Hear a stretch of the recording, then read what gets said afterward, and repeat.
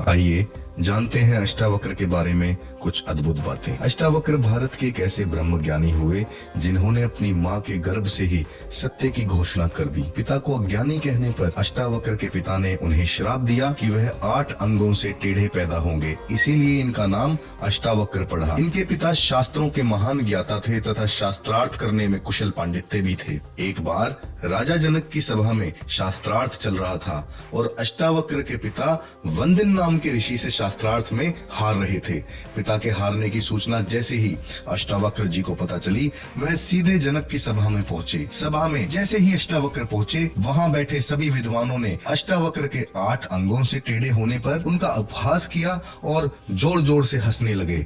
इस पर अष्टावक्र जी भी जोर जोर से हंसने लगे। यह सब देख राजा जनक ने बड़े आश्चर्य होकर अष्टावक्र से पूछा कि अष्टावक्र, ये सब तुम्हें देखकर हंसे ये तो मुझे समझ में आता है, मगर तुम इन्हें देखकर क्यों हंसे? तब अष्टावक्र ने उत्तर दिया कि हे राजन, मैं इसलिए हंसा कि चम्हारों की सभा में ब्रह्म ज्ञान की चर्चा होती है। इनका ज्ञान केवल मेरे शरीर तक ही सीमित रह गया तथा शरीर के भीतर बैठे सच्चित आनंद को तो इनकी आंखें देख ही नहीं पाई। यह सब सुन राजा जनक समझ गए यह कोई साधारण व्यक्ति नहीं तथा उसी क्षण राजा ने उन्हें अपना गुरु बना लिया तथा ब्रह्म ज्ञान देने का आग्रह किया।